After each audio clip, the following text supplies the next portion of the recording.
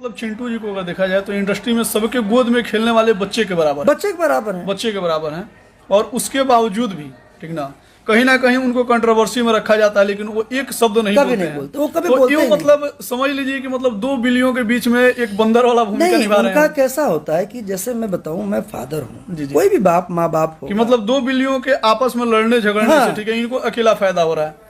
नहीं, ऐसा नहीं है। जैसे कई, जैसे मान लीजिए आप हैं, नहीं आप देखा जाता है मतलब कंट्रोवर्सी मतलब कोई और करता है और बाजी इसमें चिंटू जी मार जाते हैं। तो चूंकि वो गलत और नहीं है, बिना तो बोले बिना हाँ, बोले तो दर्शक उनको, चूंकि वो बोलते ही नहीं जब, तो दर्शक भी तो देख रहे ना कि ये तो बेचारे कुछ बोल ही नहीं रहे, ये लड़का तो सीधा सा। अब क्या होता है, जैसे मान लीजिए आपका बेटा है 9 महीने 10 महीने का होगा, तो अगर जरा सा कहीं आँच भी लगेगा तो आपको दर्द तो होगा ना भाई। तो मैं भले डायरेक्टर हूँ, लेकिन हूँ तो बाप भी एक टाइम में, मैं भी तो एक पिता हूँ। डायरेक्टर से पहले एक बाप है, एक पिता है। तो जब कई बार कोई चीज़ें सुनता हूँ और बगैर उनकी गलतियों के, या कई बार चीज़ें होती थी, तो मुझे भी बड़ा हर्ट करता है, दिल को बुरा लगता है कि यार तमाम जिन बच्चों से मेरा क्या लेना देना भाई। आज मेरा बेटा जो कमा पाएगा उसी पर मेरा अधिकार है। मैंने बहुतों को स्टैब्लिश किया, उनके जीवन से मैं थोड़े 10 रुपये मांग सकता हूँ। वो तो हमको अपने कमाई का हिस्सा तो हक से नहीं ले सकता हूँ ना, यह कोई देगा भी नहीं। तो ये सोचिए कि उस तब वो लगता है दिल को कि यार एक लड़के ने कुछ नहीं किया, लेकिन उसके बाद भी जब मुझे कई बार दिल को दुखा और मैं थोड़ा सा तकलीफ में आया, तो मुझे वो खुद बोले कि कहाँ आप क्यों सोच रहे हैं, छोड़िए ना, ये सब समय के साथ चीज़ें होती हैं, मेहनत मुझे करना है और सब ठीक हो जाता है। तो वो बहुत पॉजिटिव है अपने आप में। देखिए, हर बातें आप सीना चीर के नहीं बता सकते हर आदमी को, लेकिन जो है वो सच है। नहीं तो अगर वो प्रवृत्ति बोलने वाली होती या इस तरह की कोई चीज़ होती, तो जाने अनजाने वो भी कहीं ना कहीं बोलते रहते हैं। उनका कभी नहीं चल, और उन्होंने कभी किसी के बारे में नहीं, उनको अपनी फिल्म से बहुत प्यार है, अपनी भाषा से प्यार है, अपने लोगों से प्यार है, इवन अपने इंडस्ट्री के कलाकारों से प्यार है, टेक्नीशियनों से प्यार है। अगर इंडस्ट्रीज के मतलब हीरोज की लिस्ट से अगर चिंटू जी को अगर साइड कर दिया जाए, ठीक है, तो सबसे ज़्यादा फिल्में आप किस हीरो के साथ की हैं? मैंने सबसे ज़्यादा पिक्चर तो की है दिनेश जी के साथ, और उनकी सारी बड़ी हिट पिक्चरें रही हैं। जितनी पिक्चरें मैंने डायरेक्ट की वो 100% ब्लॉकबस्टर रही हैं। फिर रवि जी के साथ, पवन के साथ मैंने बहुत पिक्चरें की है। एक आदर्श शिष्य के रूप में आप किसको देखते हैं, चिंटू जी को साइड कर दिया जाए तो? वो तो सभी रहे हैं, तो फिर भी एक मतलब काफ़ी जो मतलब काफ़ी करीबी हीरो हो और एक अच्छा शिष्य रहा हुआ। नहीं, मैं वो तो किसी को ब्लेम नहीं कर सकता हूँ इस मामले के अंदर। वो जितने एक्टर मेरे साथ जब भी वक्ती तौर पर जिन्होंने काम किया है, देखिए आपका घर होता है और कई बार आपकी चीज़ें आपके घर में भी होती हैं, मैं उस बात पे नहीं जाना चाहूँगा। और आप कई बार किसी से नाराज़ होते हैं या कोई आपके बारे में कमेंट्स करता है या करता है, वो अलग बातें होती। लेकिन अगर आप ऑन सेट बोलेंगे या मेरे साथ जब भी जो कलाकार मिले होंगे, तो वो ऐसा कभी किसी का नहीं रहा है कि कोई मतलब सामने रह के किसी ने बदतमीज़ी की हो या सेट पर किसी ने अपनी उदंडता जताई हो, ऐसा कोई नहीं रहा। सब ने बहुत अच्छा काम किया। आपके द्वारा बनाया गया साम्राज्य यानी कि भोजपुरी इंडस्ट्री जब किसी ना किसी वजह से विवादों में रहता है और इससे मतलब इसका खामियाजा मतलब बाहर भुगतना पड़ता है कि भोजपुरी वाले ऐसे हैं वैसे हैं, तो इससे आपको कितना दुख होता है? बहुत होता है सुमित। मैं लास्ट टाइम जो मेरा एक दर्द जो छलका था, मैं कभी खुद को उस पोजीशन में लाना नहीं चाह रहा था और ना मुझे लाना था, लेकिन मेरा दर्द वही था कि इतने वर्षों से जिस भाषा के लिए फ़ाइट चलती रही है, जिस भाषा के लिए हम लगे हुए हैं, और ये सच्चाई है कि हम लोगों के पास साधन सुविधाएं नहीं होती थी।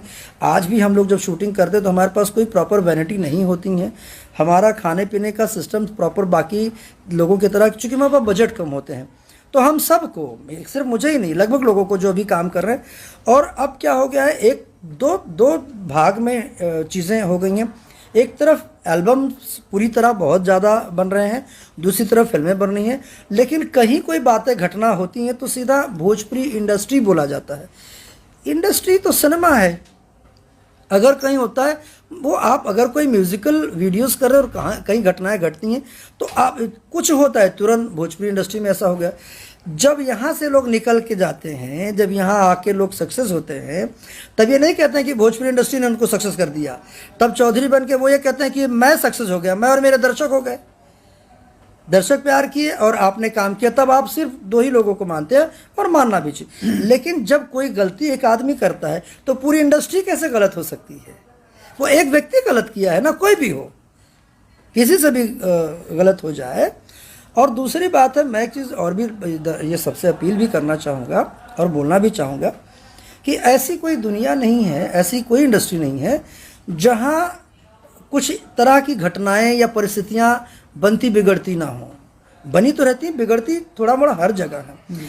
मुझे लगता है अगर कहीं कोई ऐसी बातें आए, जैसे किसी के बारे में कोई चीज़ें वायरल हो जाता है, लोग उसका वो कहीं, मेरा ये है कि कहीं अगर पता भी चलता है तो हम सबकी एक नैतिक जिम्मेदारी भी बनती है कि कहीं ना कहीं उसको पर्दा भी डालना चाहिए। उसको मान लीजिए कोई ऐसी लड़की है, कोई ऐसा व्यक्ति है, कोई ऐसी चीज़ें हैं, कहीं ठीक है, वो सामाजिक स्तर पर चीज़ें गलत हैं, वो गलत है, उसको आप सही कह ही नहीं सकते। लेकिन फिर भी अगर किसी से कोई चूक, मिस्टेक, गलती तो होनी है। अगर गलतियां ना होती तो अदालत, कोर्ट, कचहरी, वकील बनाए क्यों जाते? अगर बीमारियां ना होती तो डॉक्टर और अस्पताल बनाए क्यों जाते? तो इसका मतलब ये होना है, इससे कोई बच नहीं पाता। हाँ, कहीं कोई बहुत चीज़ों में निकल जाता है और कोई, तो अगर कोई ऐसी बातें किसी भी कलाकार के साथ मान लीजिए कोई परिस्थिति आए तो उनको, आपके परिवार के वो मेंबर हैं, वो किसी जगह के हों, छोटा हो बड़ा हो कोई भी हो, उन सबको उनकी कमियों को ढक देना है, उनको सिखा देना है कि तुम गलत किए हो, लेकिन उसको बाहर नहीं ले जाना है। लेकिन जाते जाते भैया मैं यही जानना चाहूँगा आपसे कि ये सब जितनी बात विवाद या फिर कंट्रोवर्सी वगैरह सब चीज़ें होती हैं, जैसे कि एक गांव में एक पंचायती होता है और उसमें एक क्या बोला जाता है, पंच होते हैं, यानी कि 5 लोग होते हैं जो कि सबसे मतलब श्रेष्ठ उसमें उनको बैठाया जाता है और वो फैसला कर देते हैं कि ऐसे ऐसे होना चाहिए। तो क्या आप इस चीज़ को मानते हैं कि इंडस्ट्री में ऐसे 5 लोगों को मतलब चुनने का अधिकार होना चाहिए सारे भोजपुरी स्टार्स को, ठीक है, जैसे कि वोटिंग सिस्टम हो गई, और 5 लोगों को ऐसा चुना जाए जिसकी बातें सारे लोग सुने, ठीक है, वो उसकी डिसीजन राइट हो रॉन्ग हो इससे मतलब नहीं है, लेकिन उसकी बात आपको माननी ही पड़ेगी। ऐसा मतलब एक आप संगठन बनाना चाहेंगे या फिर मतलब इस सब चीज़ के बारे में कभी सोचा है आपने कि मतलब भोजपुरी इंडस्ट्री के झगड़ों को, बातों को, विवादों को मतलब सुलझाने की एक संगठन बननी चाहिए? नहीं, देखिए, एसोसिएशन तो इसी के लिए बनाए गए हैं कि ताकि 2 लोगों के बीच कोई दिक्कतें हों तो आप उसका मतलब समाधान निकालें। और मैं बाकायदा डिस्प्यूट कमेटी का चेयरमैन रह चुका हूं। मैं आज भी डायरेक्टर एसोसिएशन का सीनियर वाइस प्रेसिडेंट हूं अभी भी, और इसी तरह अलग अलग फील्ड के लोगों का सबका अपना एसोसिएशन है। और अगर कोई बहुत चीज़ें बिगड़ती हैं तो वो एसोसिएशन उस पर प्रतिबंधिता लगाती है, वो है। लेकिन एक चीज़ तो बताऊं कि जो ह्यूमन साइकोलॉजी है, जो हमारा नेचर इनबिल्ट हमारे अंदर है, हम सबकी बात कर रहे हैं, वो आप उसको एकदम से ख़त्म नहीं कर सकते हैं। ये रामायण युग के अंदर भी चीज़ें थीं और द्वापर, त्रेता और हर जगह वो रहने वाली है, वो थी भी और आगे भी रहेंगी, कलयुग में भी रहेंगी। ये चीज़ें जो है ना, वो हर एकदम से ख़त्म नहीं कर सकते हैं, एकदम से हर चीज़ को पीसफुली नहीं कर सकते हैं। ये लोगों को सोचना होगा।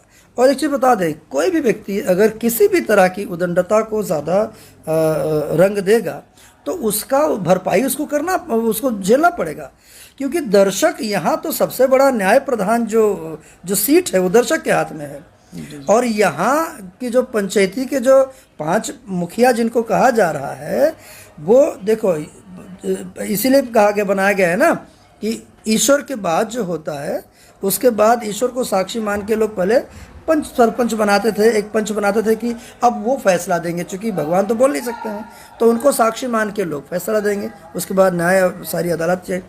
तो अब इसी चीज़, अब क्या हो गया कि जनता जनार्दन, यानी ये जो जिनको बिठाया गया अपने अपने हाईलाइट चेयर पर, जिनको स्टैब्लिश किया गया, उनके कार्य के साथ साथ उन्होंने कार्य किया और जनता ने उनको प्रेम दिया। तो उस कार्य के साथ साथ जनता डिसाइड करती आई कि ये व्यक्ति अच्छा है, इसीलिए उसके लिए उन्होंने हमेशा सपोर्ट किया। तो वो जनता भी तो जान रही है। और कभी भी जो दर्शक है वो दर्शक कभी बेवकूफ़ हो ही नहीं सकते। दर्शक में हम भी हैं, आप भी हैं, दर्शक कभी मूर्ख नहीं हो सकते। दर्शक हमेशा इंटेलिजेंट होते हैं। वरना सोचो ना, एक पिक्चर रिलीज होती है और एक साथ सब जगह हिट होती है, और एक पिक्चर रिलीज होती है और एक साथ सब जगह फ्लॉप होती है। इसका मतलब है वो जो साइकोलॉजी है वो सबका एक जैसा कहीं ना कहीं चल रहा है।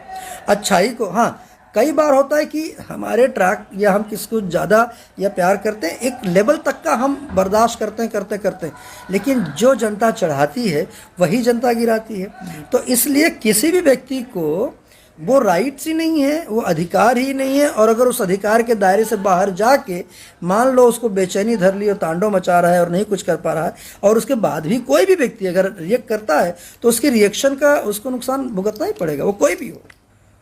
फाइनली मतलब जाते जाते पूरी इंडस्ट्री को क्या नसीहत देना चाहेंगे और क्या सुझाव देना चाहेंगे? नसीहत तो किसी को क्या देना, क्योंकि ये जनरेशन जो आज की जनरेशन भी है बहुत पढ़ी लिखी, और जो मतलब कम भी पढ़े होंगे वो कढ़े काफ़ी हैं, और मुझे लगता है वैसा तो लगभग कोई बहुत रेयर परसेंटेज होगा जहाँ 2-4 क्लास भी लोग ना पढ़े हो। अब लगभग लोग थोड़ा गरीब भी अगर कोई तो भी अपने बच्चों को पढ़ा ले गए हैं, एजुकेटेड तो करें 2, 5, 8 दर्जा 10 दर्जा सब पढ़ चुके हैं अब तो मेरे हिसाब से। तो सब समझदार हैं, और स्पेशली टेक्निकल जब इंडस्ट्री की बात करते हैं तो आज की जनरेशन सच में पढ़ी लिखी है, ज़्यादा समझदार है। इनका मेकिंग का स्टाइल देखिए फिल्मों का अलग हो गया है, इनका इवन अब म्यूज़िक वीडियोस देखो बड़े बड़े अच्छे गाने आने लगे हैं, पहले थोड़े कम बजट के, अब देखो कितने खूबसूरत गाने भी सबके आने लगे हैं। तो ये इसमें सिखाने की ज़रूरत नहीं है, बल्कि मेरे जैसे व्यक्ति को भी कहीं ना कहीं सीखने की भी ज़रूरत पड़ जाती है। कभी मैं एक नया लड़का आता है नए टैलेंट को लेकर आता तो मैं भी देखता हूँ यार बहुत अच्छा लगा कैसे किए थे, तो लगता है कि यार चलो मैं ना भी करूँ लेकिन कहूँ सीख तो लूँ कि कैसे बनाया गया, कैसे सुंदर हुआ। तो ये जब भी जनरेशन जब चेंज होती है ना, वो ऐसा जरूरी नहीं कि आप बड़े सीनियर हो गए हैं तो आप नए को सिखाते फिरें, ऐसा नहीं है। नया जो बच्चा आज घर में भी बैठा हुआ है ना, हमसे ज़्यादा मोबाइल को चलाना जानता है, हमसे ज़्यादा कंप्यूटर को चलाना जानता है। इसका मतलब है कि वो कहीं ना कहीं हमसे ज़्यादा किसी भी धाम में भी हमसे नॉलेजेबल है। तो हम किसी को सिखाने नहीं बैठे हैं।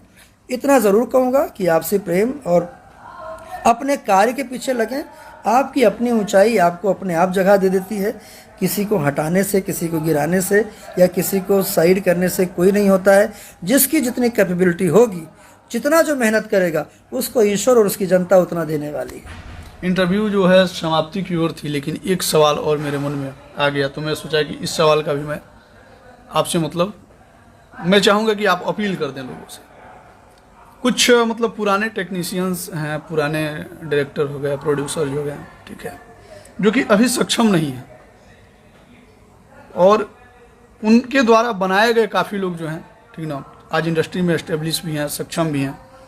तो उन लोगों के लिए, उन लोगों के मन में थोड़ा सा ख्याल आते, कुछ लोग ऐसे होते हैं ना कि इतना में भी खुश हो जाते हैं, भैया प्रणाम, तो आशीर्वाद दे के वो खुश हो जाते हैं कि मेरा बच्चा है, मतलब इसको हमने बड़ा किया तो इसने मुझे प्रणाम किया तो इसलिए मैंने उसको आशीर्वाद दिया, ये दे के भी खुश हो जाते हैं। कुछ लोगों के पास काम नहीं है, ठीक ना, और कहीं ना कहीं से आर्टिस्ट लोग लेके आते ही हैं, ठीक है, तो उन लोगों को भी काम उन लोगों को देना चाहिए, ठीक है। ये चीज़ मैं चाहूँगा कि आप अपील थोड़ा कर देते अपने माध्यम से। नहीं, बिल्कुल करना चाहिए। और जो प्रोड्यूसर जी मतलब जैसे कि कर्ज वगैरह में डूबे हुए हैं, ठीक है, उनको भी उठाने का इन लोगों का प्रयास मतलब नहीं बिल्कुल करना चाहिए। जिन एक्टरों के साथ, जिन प्रोड्यूसरों ने काम किया है और किसी कारणवश या किसी फिल्म बनाने के दौरान उनका बहुत ज़्यादा हुआ है, तो नैतिक जिम्मेदारियां हों कि उनको कहीं ना कहीं अपलिफ्ट करना चाहिए, उनके लिए करना चाहिए। और एक बात बताऊं कि जब आप देखिए, आपको लगता है कि कोई भी व्यक्ति हो, मान लीजिए कोई अगर मैं किसी को सम्मान नहीं दूंगा, मेरे से सीनियर जो हैं, तो मुझे अपेक्षा नहीं रखनी चाहिए कि मुझे आगे सम्मान आने वाले समय में जी।